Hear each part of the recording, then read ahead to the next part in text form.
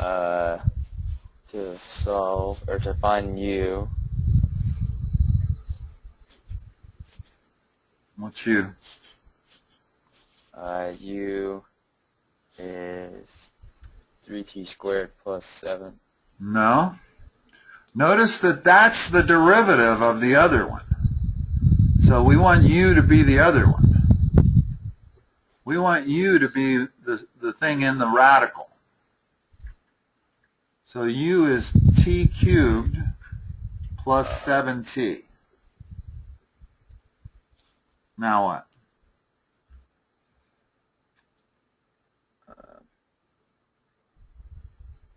Now du over dx equals... Actually, it's du over dt, because there's no x, yeah?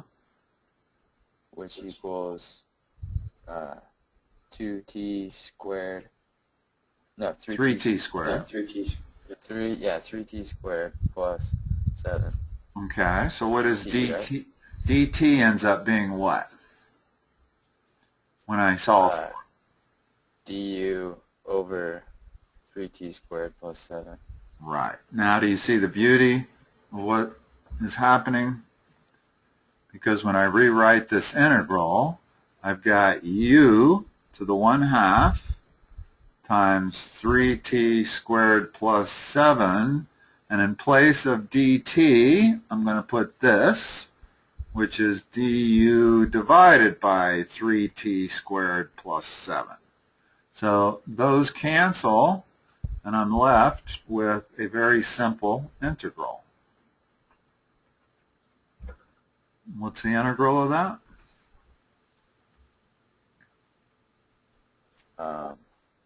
So that would be...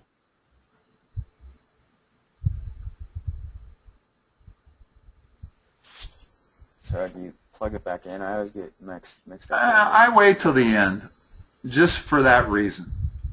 You don't want to plug it back in now, because that would be hard to integrate that thing. Yeah. We can integrate it as long as it says u du. If I plug back in and make this a function of t, first of all, I can't integrate it because I have a du over here. You can only integrate variables that match your differential variable. Okay, so what's the integral of u to the 1/2 du? 3/2 u. Remember that it's u to the 3/2 divided by 3/2, which is the same as 2/3 times u to the 3/2. Okay, yeah, so that's where I was getting. Well, always start with just adding 1 to that exponent. That's your starting spot when you're going to use the power rule to integrate. So when we add 1 to this, we get u to the 3/2. We divide by that new exponent. You're dividing by 3/2, the same as multiplying by 2/3. Okay. Okay. Now we need to go back in and substitute for u. And u was t cubed plus 7t to the 3/2 plus c. All right.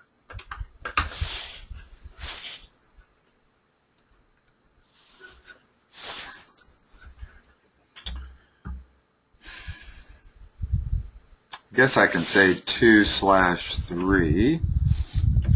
No, then I have to do this. Times t cubed. Boy, this makes touch typing hard to do, you know? Because you have to always be looking at what's coming out. Which is the antithesis of touch typing.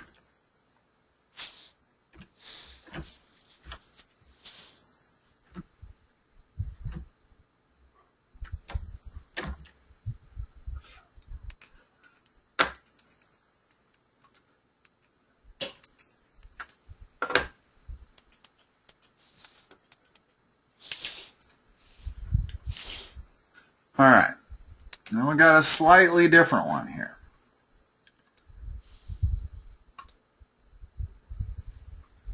Everything so far that we've been looking at, we knew that the derivative of u was going to end up in the denominator, right? Yeah. Because of the way the algebra works out. Well, with this problem, because it's a natural log, the derivative of u is going to end up in the numerator. Because it's 1 over x, right? Right, but that's perfect, because look where the x that we're trying to get rid of is. It's in the denominator instead of the numerator. Up until now, all the stuff we wanted to get rid of was in the numerator. Well, this is in the denominator, and we know that the derivative of the natural log of 8x is we're going to end up with an x in the numerator. If we let u equal the natural log of 8x. Okay.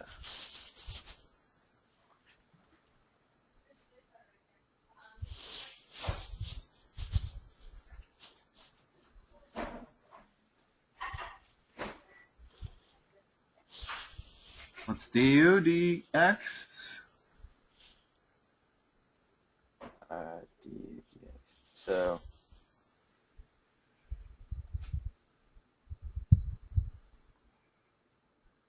What's the derivative? What's the derivative of the natural log of 8x?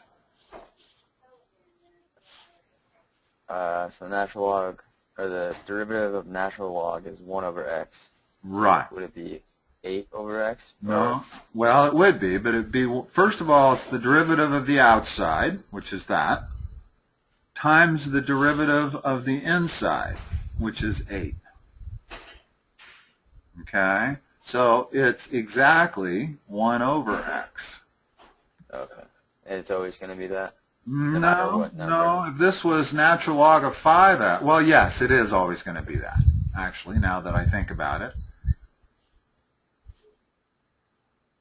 So what is dx? By the time I solve for dx here, what's dx going to be?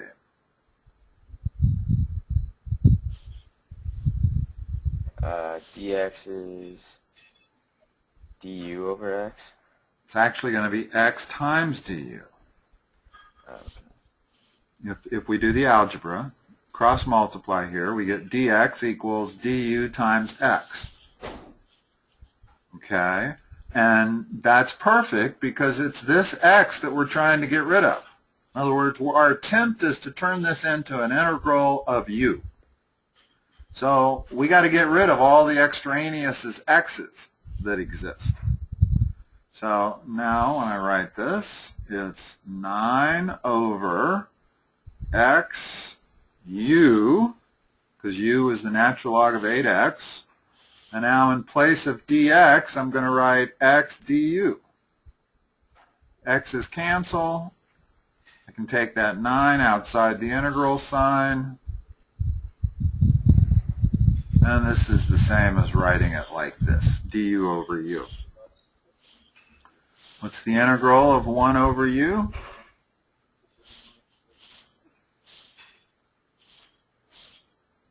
U?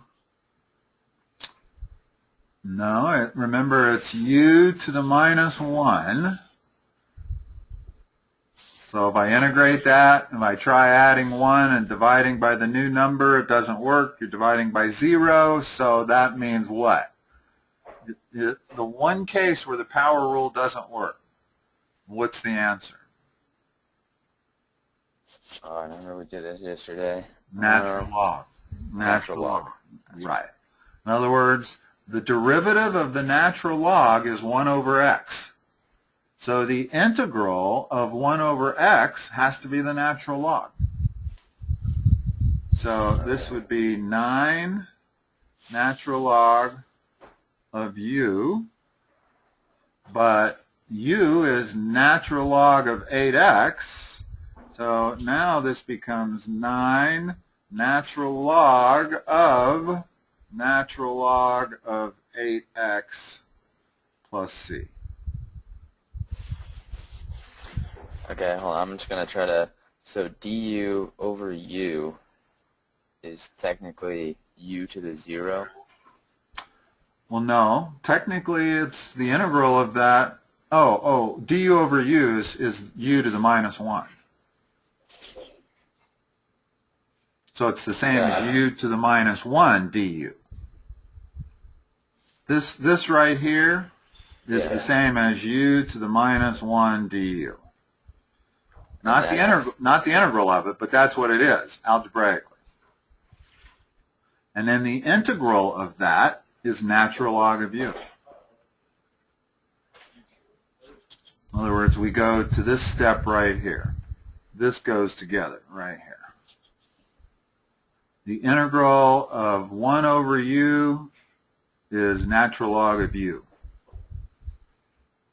Okay, but now u itself is natural log of 8x, so we have to plug that back in. So we end up with 9 natural log of 8x plus c.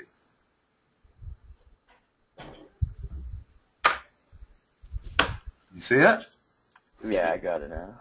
Okay. You think this is going to work? I hope so. You probably have never seen the natural log of the natural log, have you? No. I don't think I need parentheses around that one. That should work right there. Right? Yeah. So this will work. Ah! The heck did I do? Define a new variable u.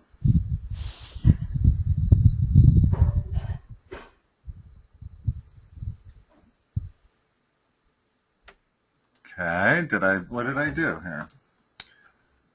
So we had 9 over x natural log of 8x. Would they want you to distribute the 9 natural log by chance? As an exponent, taking this whole thing to the 9th power. I'm wondering if we need parentheses around this 8x. Yeah. Let's try that first.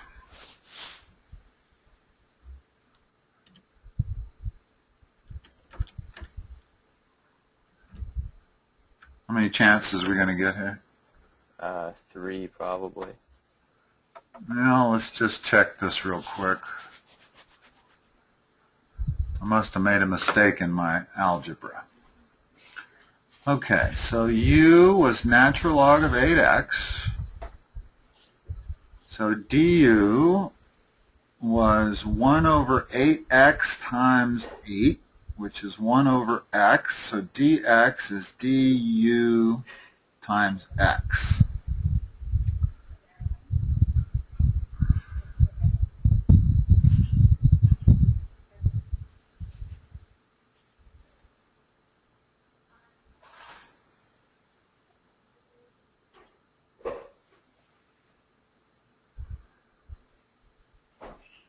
There's no distributing this 9. If I want, I could make that 9 an exponent of the argument. In other words, I could raise this whole thing to the 9th power, but I don't think that's what they're wanting, to be honest.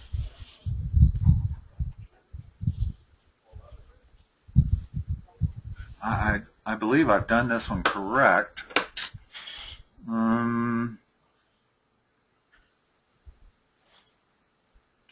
I guess we'll do a help me solve this. I'm curious as to why we count it wrong. Can we go back? Can we do a similar one? Yeah, but we have one more check, so we'll see what the answer is. Just hit final check. Oh, okay. Oh, brackets. Wonderful. All right. That's dumb. How do we know that? Well, because those brackets are absolute value signs. And the derivative of, the integral of x is actually the natural log of the absolute value of x. So that's why they have absolute value signs there. I'm not quite sure why they don't have them around the 8x. All right. So let's do a similar one. So help me through this one. What's u going to be? Natural log 4x. What's du dx? 1 over x. So du is equal to dx. So that's what x is equal. Dx is equal to. Yes. So now I'm going to rewrite my integral as 21 times 1 over x u x du. So now I have 21 times the natural log of u plus c. So now I have 21 natural log of natural log 4x plus c.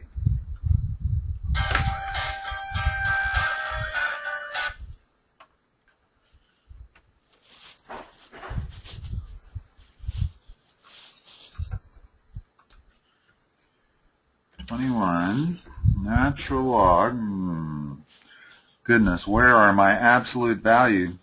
I guess I need to pull that from your menu, huh? Yeah, it'll say more. Is this isn't, oh no, this is absolute value right here. Good. And then I want to put natural log of 4x inside there. And plus c. All right.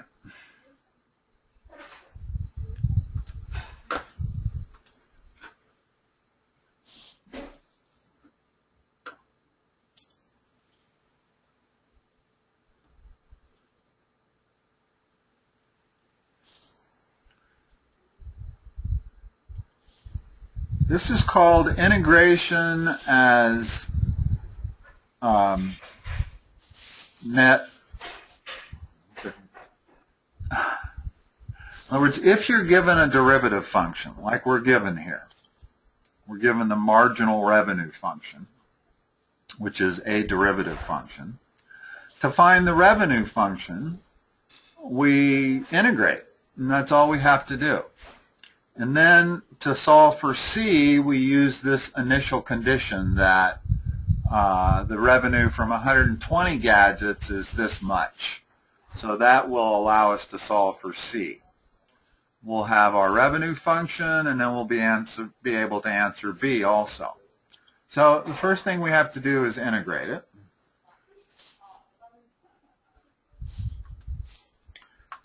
And what do we notice about integrating this? The derivative of what we're going to let equal to u matches the same exponent as our variable that we're looking at there. Okay. It's 2x instead of 4x, but that won't be hard to handle at all. We can handle a constant. We can't handle an x after we convert it to u. So u is x squared plus 28,000. It's du. Du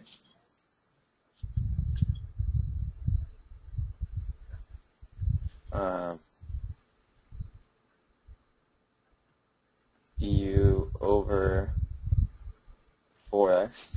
Over 2x. In other words, when you decide what to let u equal to, solve this totally. That's your first step always, whenever you're doing u substitution.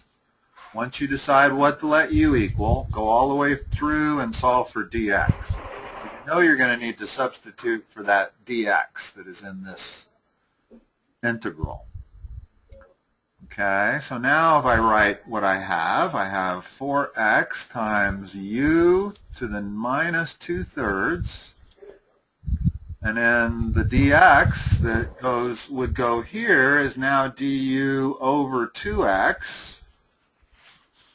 Wonderful, our x's cancel, and we're left with 2u to the minus 2/3 du.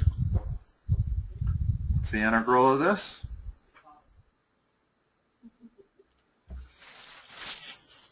Okay, so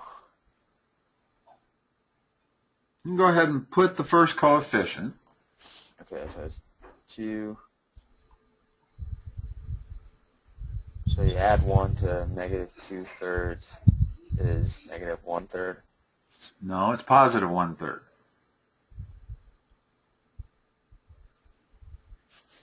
Here's a number line. Here's 0. Here's negative 2/3. Here's negative 1. If I want to move 1 unit to the right, I go to 1/3. Divided by 1/3. Right, which is the same as multiplied by 3.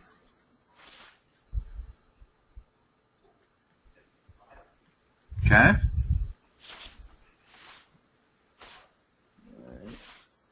So now resubstitute.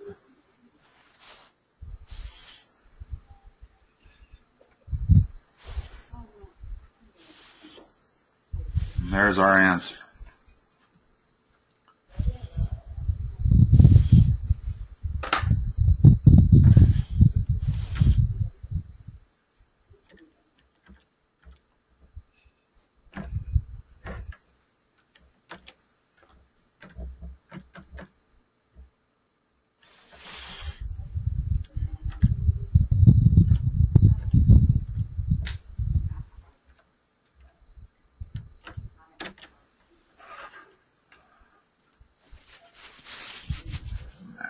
Ah.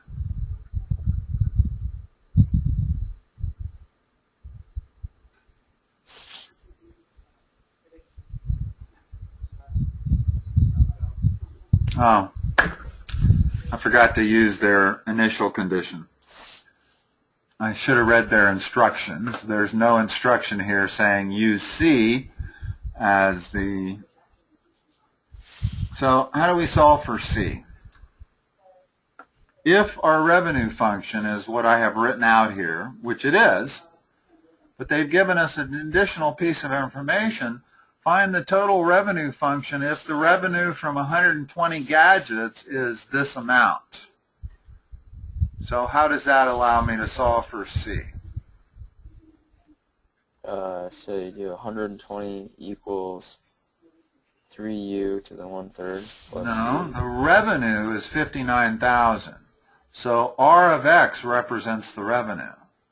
So it's 59,222 equals, plug in 120 for X.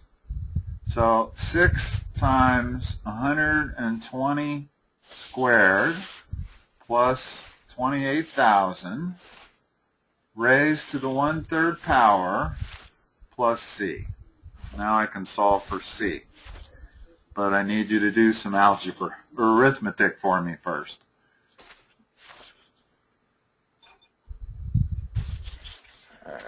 Probably start from the inside of the parentheses. Let's do that first. We definitely don't want to divide by 6. We want to solve for what the cube root of this number is, multiply it by 6, and then subtract it from both sides.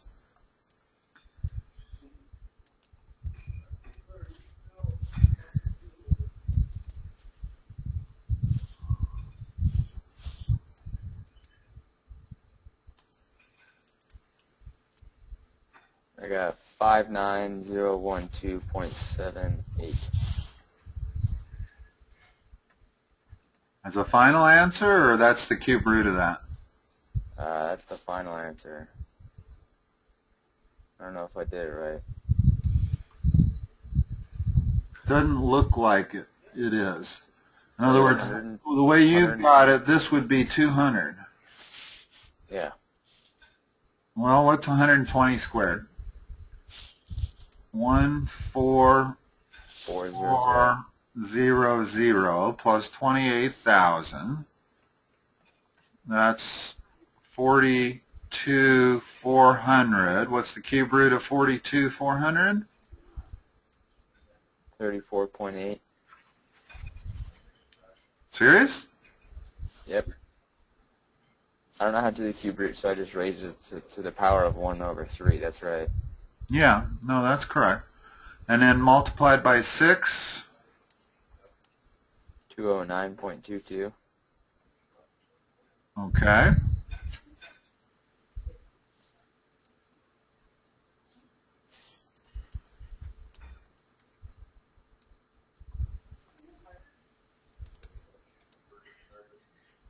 What was that final number you came up with again? 59012.78.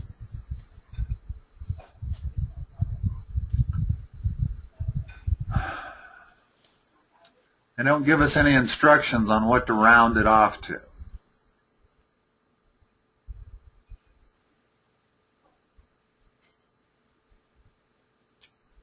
Maybe it's 59013. All right, let's try that.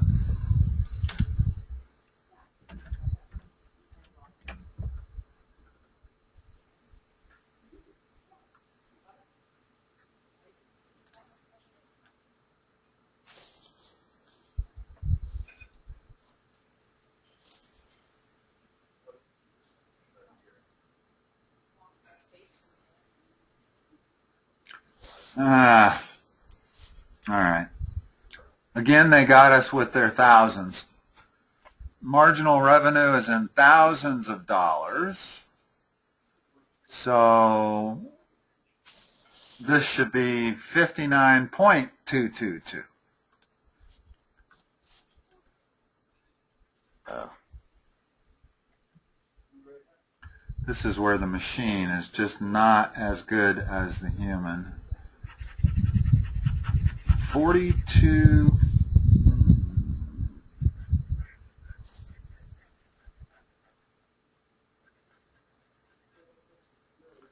You still have all those numbers? Yeah, would it be 59 minus 209? That doesn't make sense. Yeah, it does actually. It's just going to make it negative, that's all. It'll make C negative. What do you get? Negative 150.22.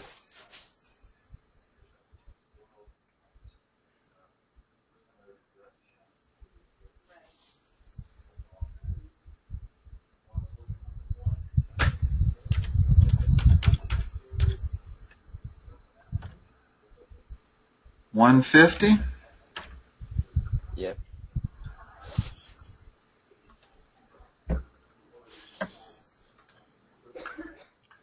So how many gadgets do we have to sell to generate a revenue of at least 40,000?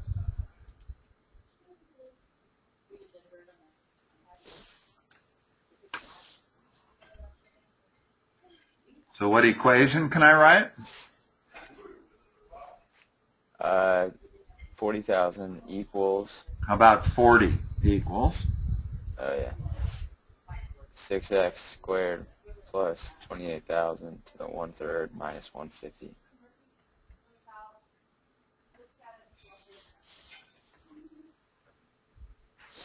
How do you solve this?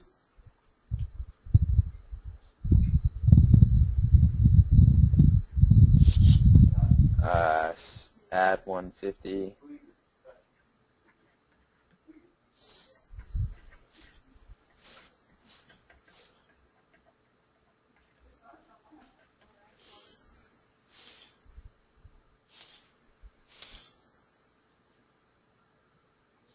Divide both sides by 6.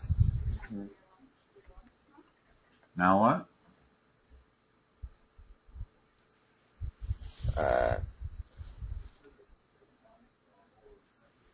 Raise everything to the 3rd power. Correct.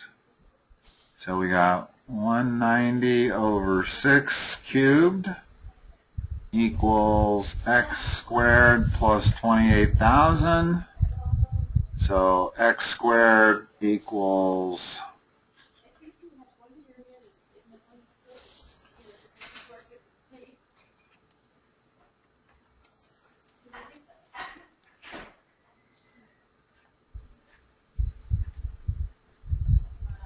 It's 26037. X squared is? Yes. What is it? 226? 037. That much? Well, and then I have to take the square root of that, yeah. Okay. So it's 475.43, so I don't know. So which means we're going to have to do 476, right? Yeah, I think so. It's only a problem. There's one problem, though. If we made revenue of $59,000 from 120 gadgets, how can 475 gadgets be required to get a revenue of at least 40,000? So there's something wrong with our math. Or if you overproduce, you get less revenue. Well, it's possible that that's the answer, but not likely. Most revenue functions, if we look at this revenue function, the bigger X gets, the bigger R gets, right? Mm-hmm. In other words, there's no way that producing more gadgets produces less revenue. So can we check this math right here again? What's 190 over 6 quantity cubed? I don't see that being as big a number as you get. Yeah, I got a different one now. Hold on. Okay.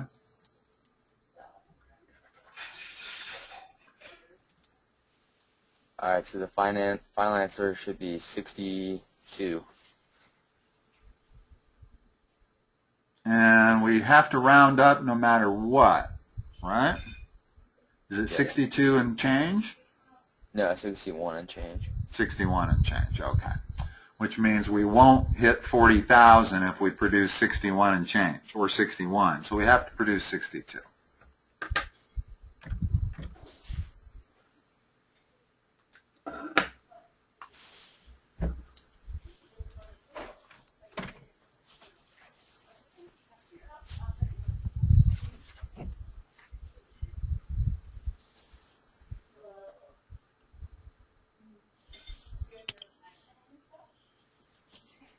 Yeah, these are called integration as net change.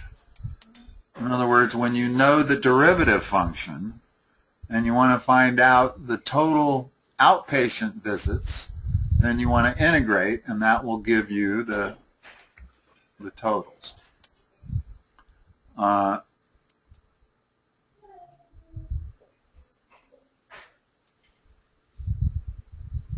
Okay, so this part right here where it says find f of t, exactly the same kind of problem we just did. They're giving us an initial condition that in 1980 there were this many visits, so that will allow us to solve for c. But the first thing we need to do is integrate this function.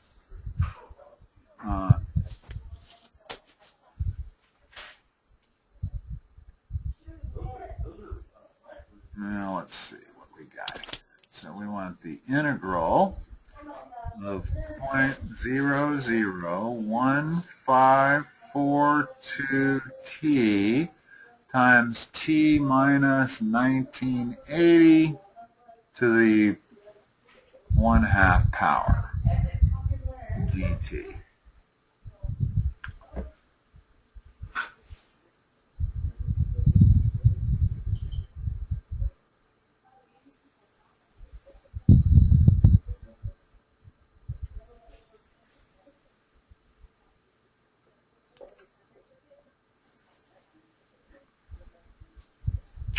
This is a slightly different type of integration using substitution. Notice what we don't have. What would we let u equal?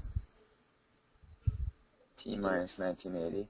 What's the derivative of that? 1. Right. So by the normal methods we've been doing this, we're not going to end up with the t in the denominator. So we got to figure out what to do with this t over here. In other words, I can't solve this if it's this.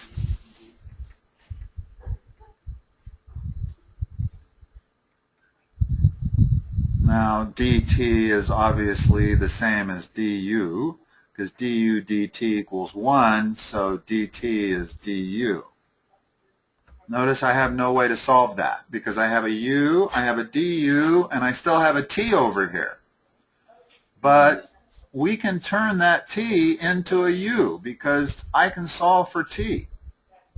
I don't have to differentiate it as much as solve for t in terms of u. T is u plus 1980. So now I can, in place of the t, I can write u minus 1980.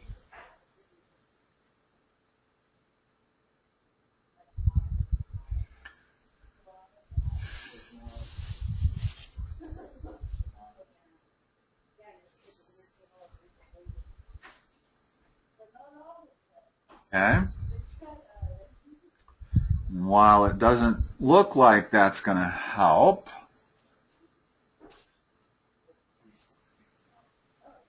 if I distribute this, we've got 0.001542 u minus, what's 1980 times this number?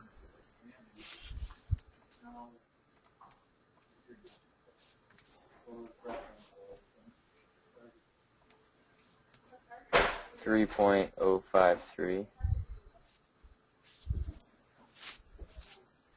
So now we have this whole thing times u to the 1/2 du. Well, now I have to distribute these. So what I really have is if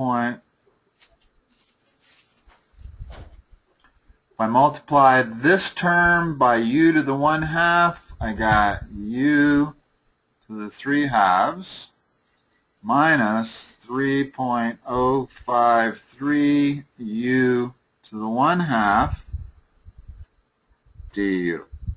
And now I can integrate that, and I can integrate that. And as long as I'm subtracting, then I can just do two integrals. Okay. Okay, so let's see. Let me write this out before I have you go to work with your calculator. 5/2. Divided by 5/2, same as multiplied by 2/5. So that's that part, minus 3.053 u to the 3/2 multiplied by 2/3.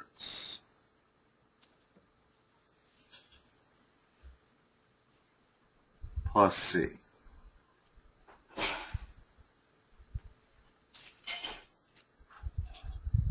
Now, in order to solve for c, we're going to need to go back and substitute back in for u. So let me just erase the u's here and put in there t minus 1980.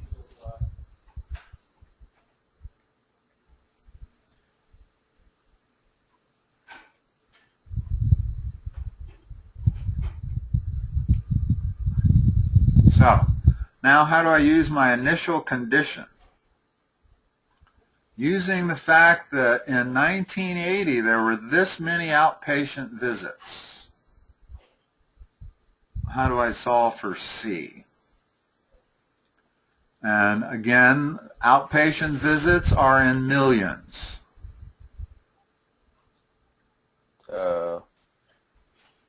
So this whole thing is f of t. Would be 29.408. Well, it'd be 290. Yeah, 290. 290.408 is the f of t, and that's equal to this function when t is 1980. So what is c?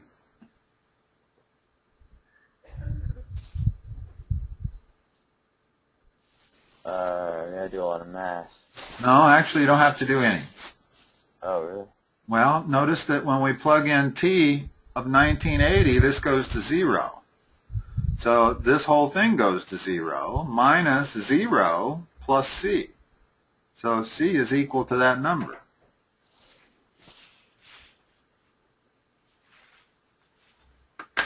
You see that? Does it say t equals 1980? Right. In other words, using the fact that in 1980, when t is equal to 1980, there were 290 million visits, Oh. then t has to be 1980. And when I plug in t of 1980, this goes to 0. And 0 to the 5 halves times this big number is still 0. So we know what c is, and we're ready to give them our function.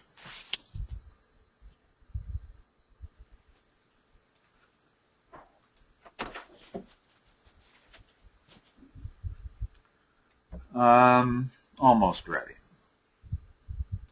I guess I need a number. Can you take 2/5 of this decimal and then 2/3 of the other one? Yeah.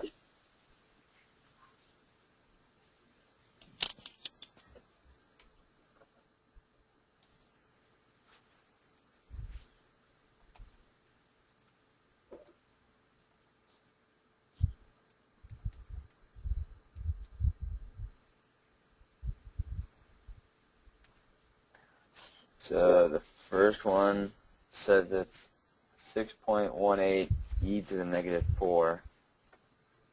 So 0.0062. Yeah.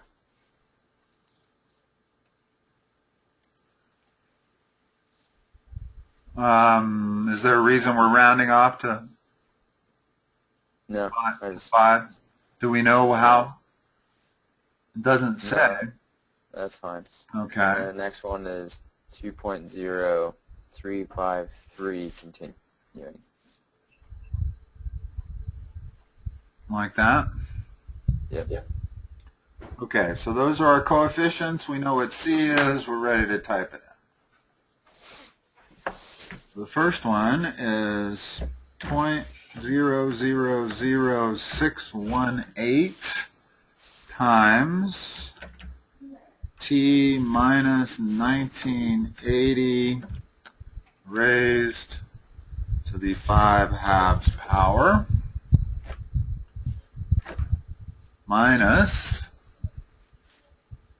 2.0353 times t minus 1980 raised to the 3 halves power. Plus. Was it plus? Wasn't minus? No, it was that number. Yeah, it is plus. 290.408, which is C.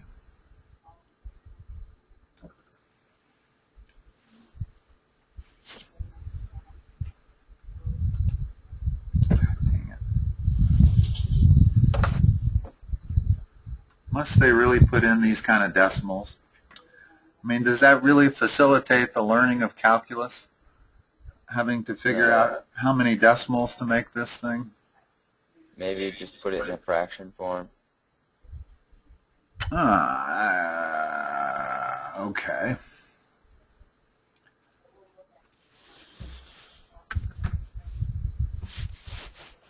Oh, 1542. Okay, so we want to make this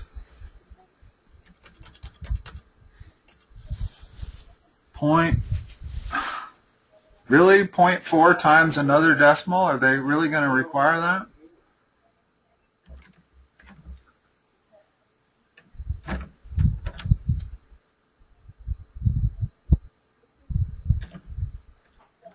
For some reason, I don't think this is going to solve our problem.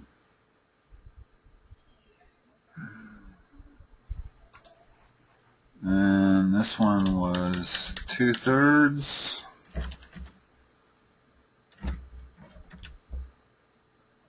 .053.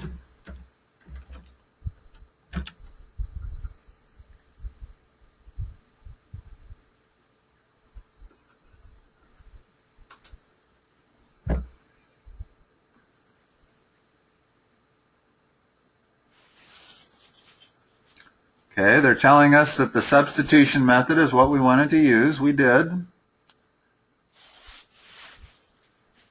And then we figured out the constant. Now, the only thing I can guess is that I made an error in math, because there was a lot of math with all these decimals. I see instantly what I did. Notice that I solved for t. T isn't u minus 1980. T is u plus 1980. So this should be a plus.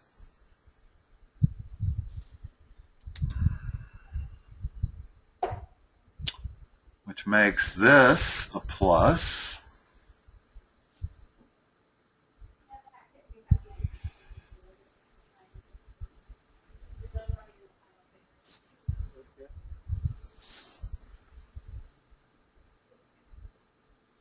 Which makes this a plus. Still makes C the same number. I think the only thing that changes is the sign right here. So maybe we plug the decimals back in with the plus. Yeah, that's what I was going to say also. Let's do that. You remember what they were? It was .00618. And this is a plus also. And this is a plus also. Now, how is that a plus? T has to be u plus 1980. Which means C, we didn't solve for C properly. In other words, now, when we go to solve for C, we have to plug in 1980. How can that be?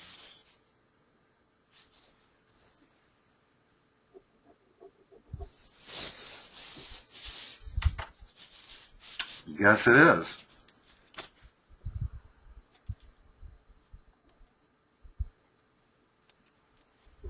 Now, U is T minus 1980.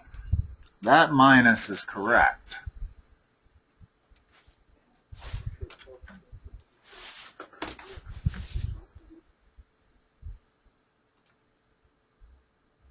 Wow.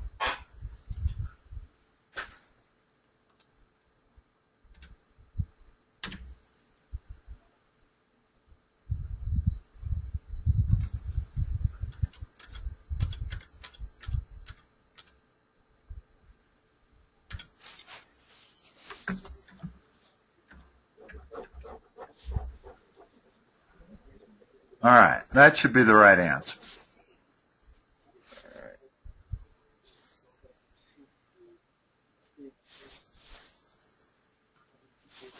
Why did I have that negative the first time?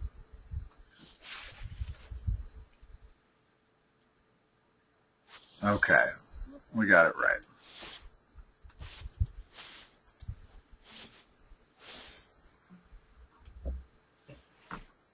What the heck?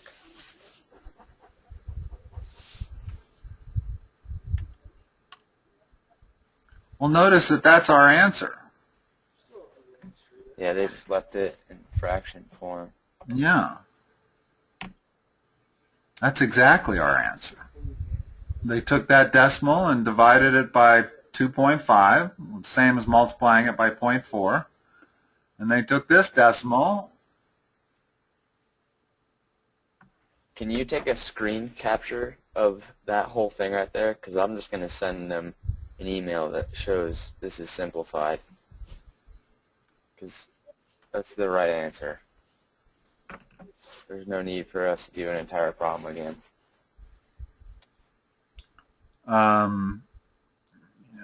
Let's see. How do you take a print screen? You do a control escape, maybe? I got it, actually. It's fine. Oh, you got it? Okay. All right. So is that exactly the same? They've done something funny here.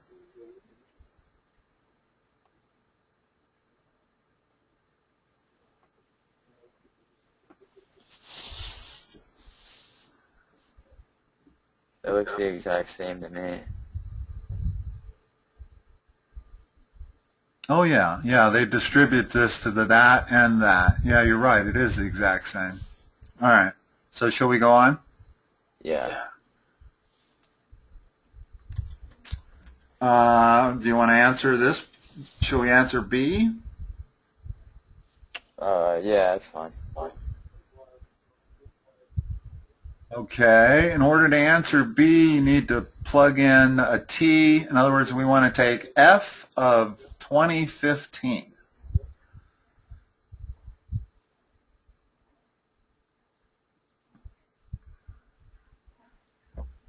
Let's see, 2015 minus 1980 is 35. So if you plug in 35 for that and 35 for that, and then come up with a number.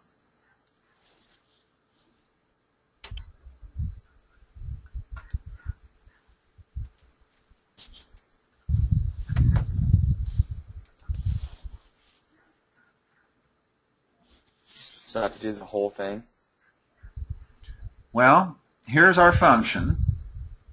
This is the function for number of outpatient visits. And they want it in the year 2015. So we have to plug in 2015 for T. And then come up with a number for that. What is F of 2015?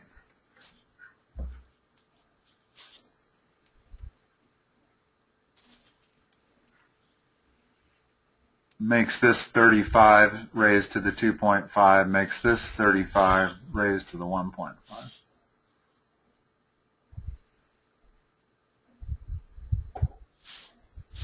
Wouldn't it be 35 to the 1.5? Because then you have to multiply by 9. Oh, yeah. Okay.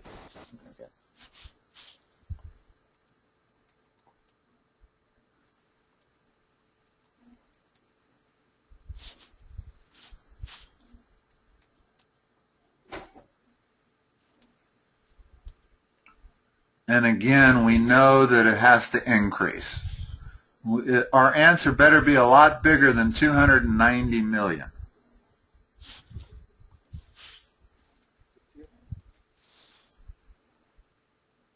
Because if you look at this revenue function, as T goes up, these numbers can only go up.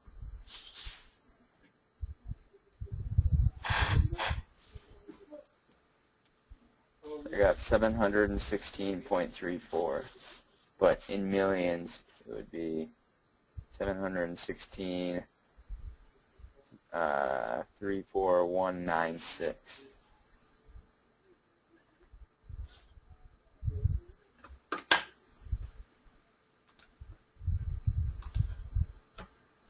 $716.34196. What? It keeps going. It says 18 after Round, that, so excuse me, it says round to the nearest million as needed. Use scientific notation. So when you plugged in T for 35, your F of 2015 was, I'm sorry, when you plugged in 2015 for T, you got a final answer of 716 point. You added the 290.408? yep.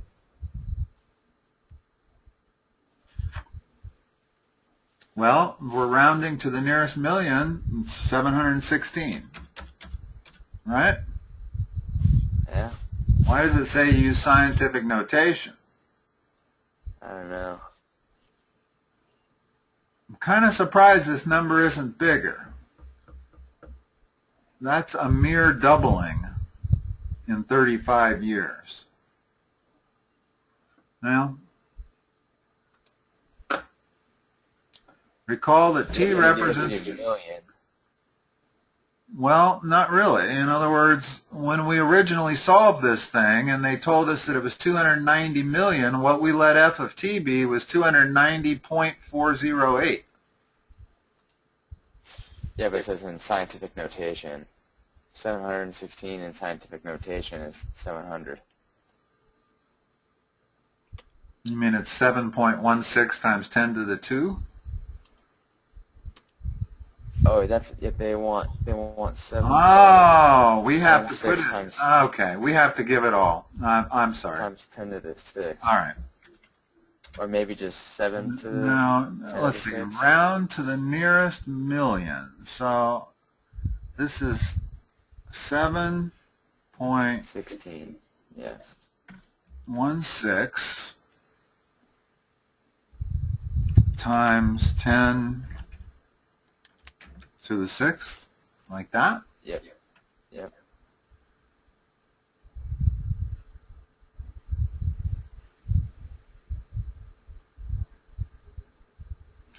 Hold 716 million. That would be 7 million. Should be 10 to the 8th. Right? Let me check it. Yeah. 716,341,960. So that's 7.16 times 10 to the 8th. Yep. Hold on. Round to the nearest million. Well, we want all of these decimals after that. 34196. Even rounding to the nearest million. Was there a digit after the 6? Yeah, it's 716.3419618. Or 2. There we go.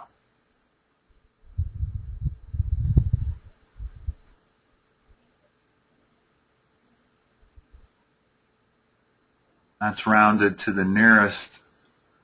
What am I doing? Rounding to the nearest million.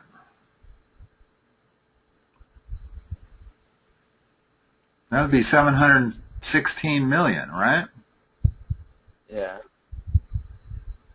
So we don't need any of those. 7.16. I think we just need 7.16. Okay.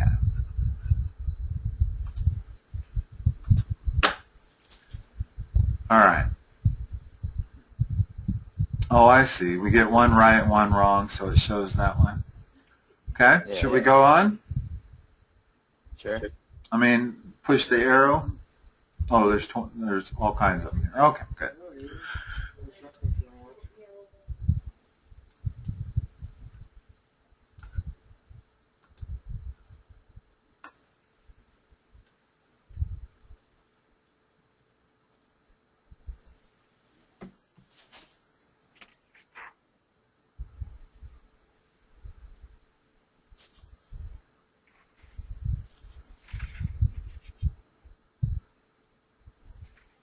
Okay.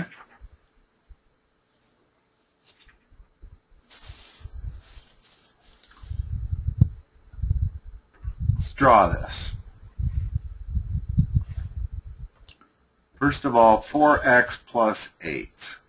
If this is our function, it's got a steep slope. This is the point 8.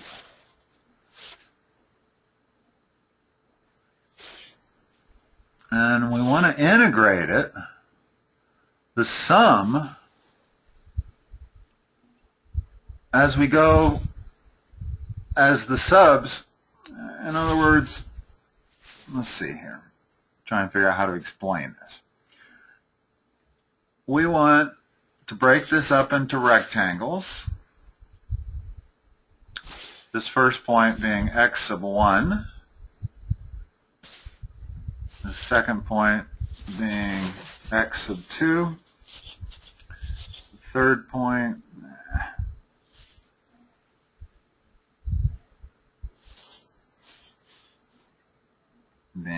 sub 3, and the fourth point being x sub 4.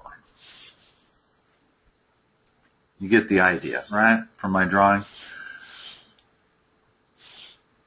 Yeah. Now, we're approximating the definite. In other words, we're using Riemann sums, and we're using rectangles given by the value at the left endpoint, right there. It's always the left endpoint. Okay? So,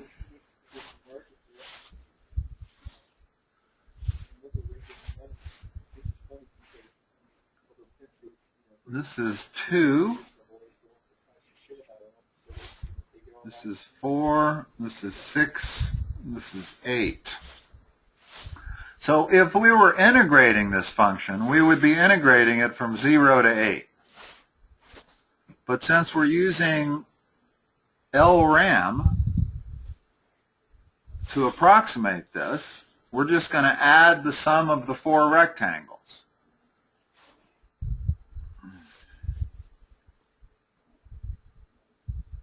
What's the height of the first rectangle?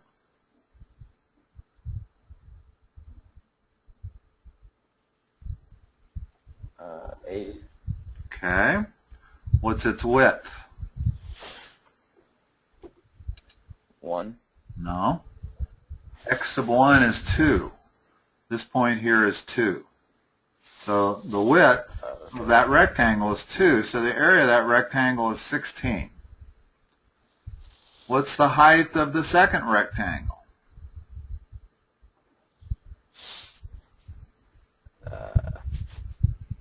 Plug in x equal 2 into the original formula, so that would be 16. So what's the area of this? 16 times 4. No, times 2. It's only 2. The width of this rectangle is only 2. It's the difference between x sub 2 and x sub 1. Oh, okay. So Okay. 32. And what's the height of the third rectangle when we plug in x 6. of 4? Not 6, but 4. Remember, we're using the left point. So this height is when x equals 4. When I plug in 4, I get 16 plus 8, 24. Hold on, so you plugged in...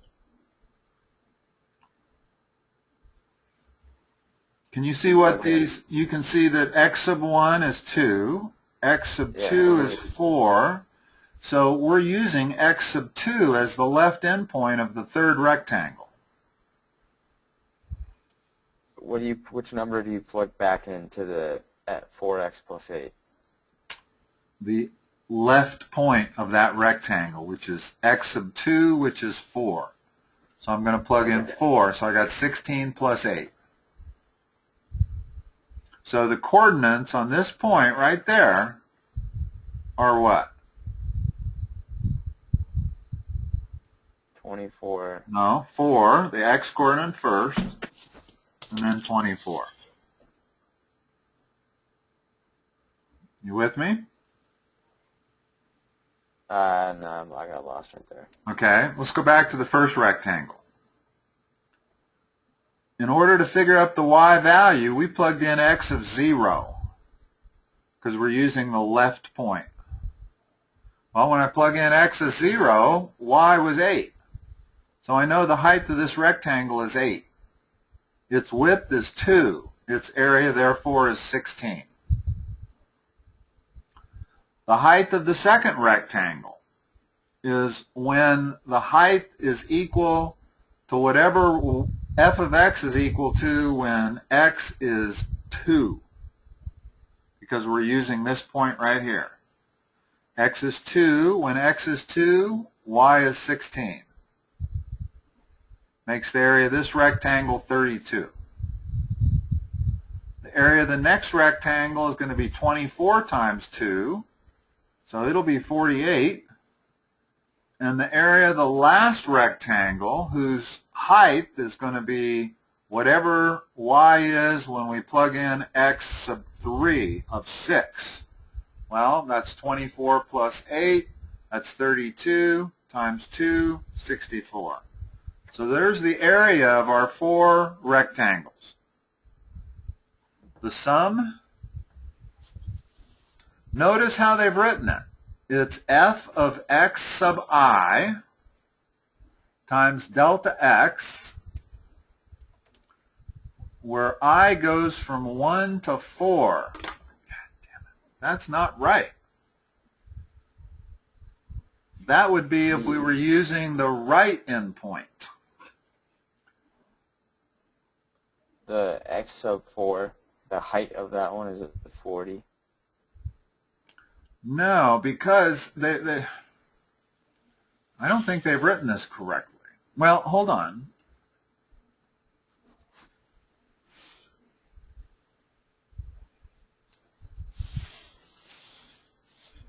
Okay. Well, the directions I was reading were for Part B, not Part A. Part A is merely taking f of 2 times 2. So Part A is basically using right RAM. Notice that in Part A, we're going to let I go from 1 to 4. Well, I sub 1 is 2. Delta x is 2. So the first rectangle would be f of 2, which is 16, times 2. So for Part A, I want to add up 32, 48, 64, and the next one, which would be 80.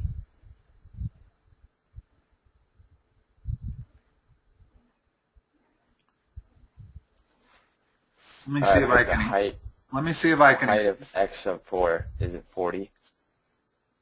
Yes. Okay. If I'm doing A only, forget B for the moment. If I'm doing A, what A tells me is that these rectangles are using right endpoints. The first rectangle is this one. Because they're saying the area of that rectangle is f of x sub 1. Well, x sub 1 is 2. So they're saying f of 2 times 2. Well, that's not 16, that's 32. So when you use right endpoints, you get taller rectangles.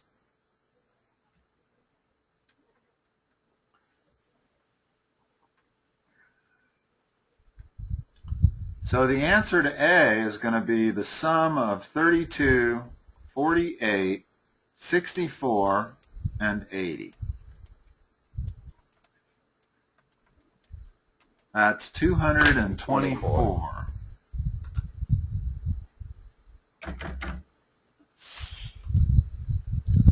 And then the answer to B,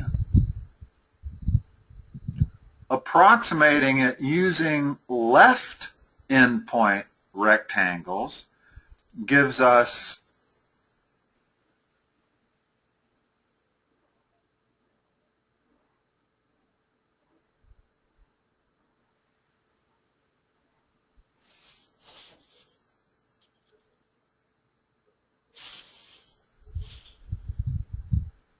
oh, these are the limits of integration.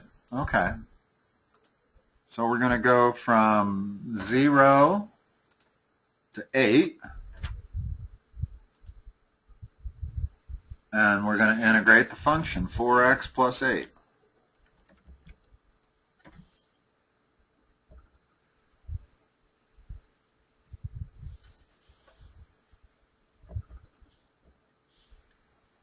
You see why we do that? No. Well, remember that when we integrate a function, we're finding the area under the curve. That's what integration is supposed to do. That's what it means. So we're trying to find the area under this curve, this straight line, from 0 to x sub 4, which is 8. So we're going to integrate. Our limits of integration are going to be 0 to 8, and we're just integrating the function. So this is going to do the same thing that part A did, only part A is actually an over approximation because A used right-hand rectangles, or right endpoint rectangles, and that always overestimates. Left endpoint would underestimate, right endpoint would overestimate. But this will not give us 224, but this is the definite integral that is approximated by the sum there. Okay.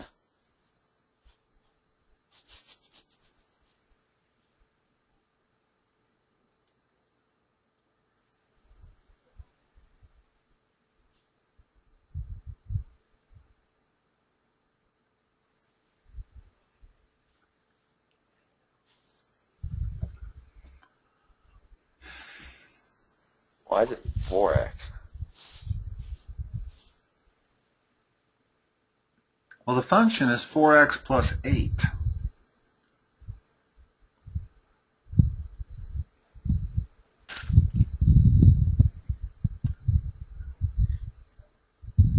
I guess my limits of integration have to go from 1 to 4. I'm trying to figure out why. Remember that f is defined on the interval a to b. The definite interval x plus 2.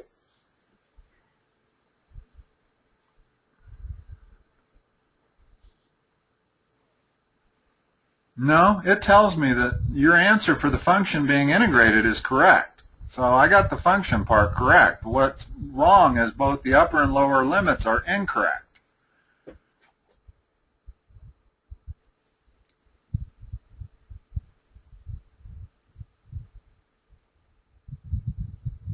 Delta x is equal to b minus a over n. Well, so delta x is 2. So b minus a would be 8 divided by 4, the number of intervals. That's 2. I don't know why my answer is not right. My answer should be right.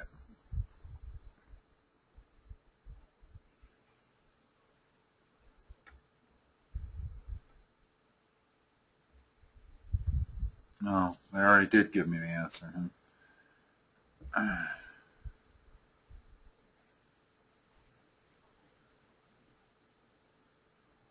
Did you just say it was 2? Shouldn't it be 2 over 0? No, delta x was 2. They've told us that delta x was 2. So if I plug in 2 here, the number of intervals are 4. So y is 8 minus 0 divided by 4. That's equal to 2. That would be correct.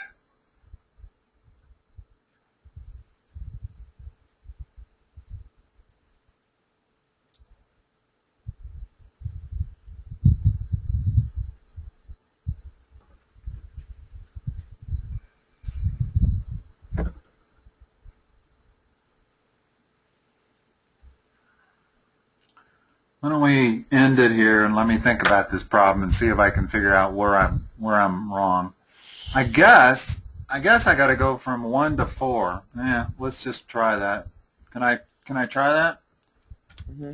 It's got to go from 1 to 4. I'm not quite sure why, but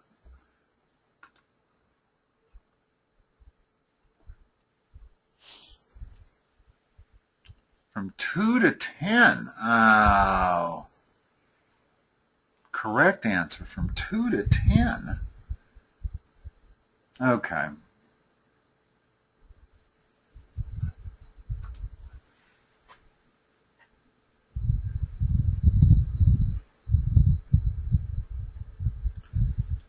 I get it. I totally don't know why they gave us this problem this way. If you want to confuse somebody in calculus, this is the way to do it, is with this question and answer that they give you. Let's pick up with this topic next time. I can do a better job of explaining what they're trying to explain here than they're doing. Okay? Okay. All right. So we'll know where we left off because we didn't get it right. Well, I have to turn this in tomorrow, so I have to finish it tonight. Oh, you do? But I just followed to help me solve this stuff.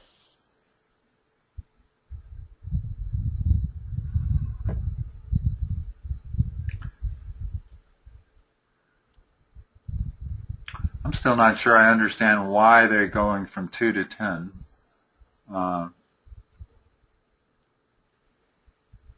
It has to do with the fact that we're using right point endpoints instead of left.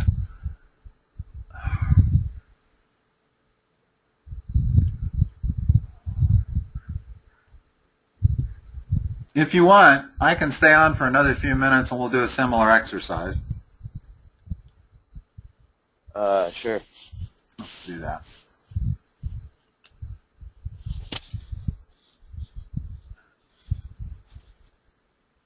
Okay, here their x sub 1 is 0, and their x sub 2 is 2, 3, and 6. So if I'm finding this,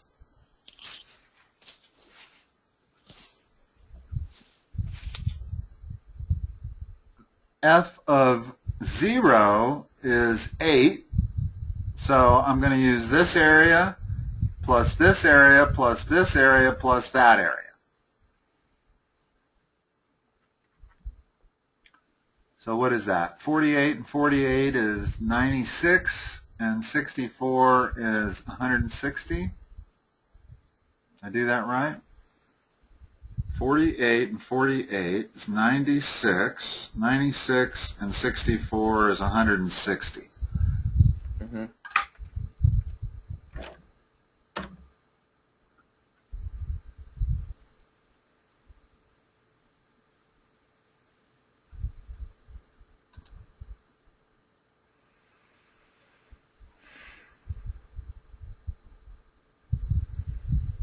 That's what I did. Must have done it wrong. Can we fix this or not? They're going to give us... Yeah, you have more chances. Okay. So let's figure out what we did.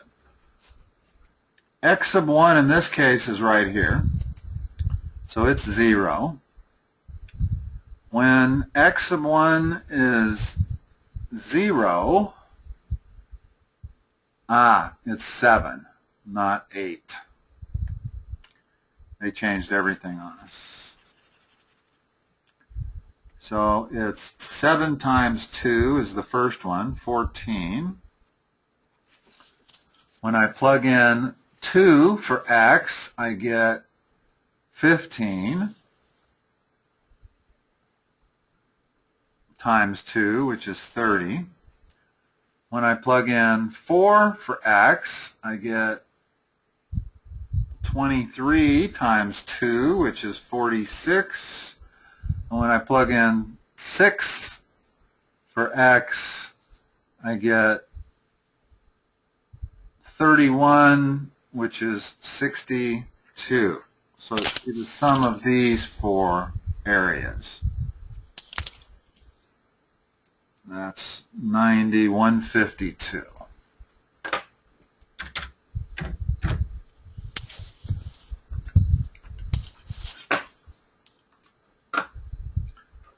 Now the definite integral. 10 and 2. Huh? It's going to be 10 and 2, right? No, because this used a different x sub 1. This uses 0 for x sub 1. So it's the function 4x plus 7, but it's not 10 and 2 this time. The reason it was 10 and 2 last time was because x sub 1 was 2. This time x sub 1 is 0.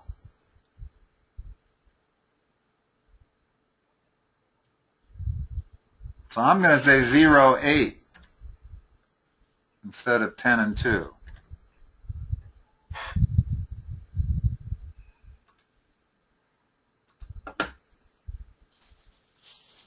Good to go? Yep. Okay, Sean. I still hate this as an example of showing you that integrals is the area under the curve. Very confusing. All right. I'll see you next Tuesday at 6. Yeah, thank you. You're welcome. Okay. Bye-bye. Bye.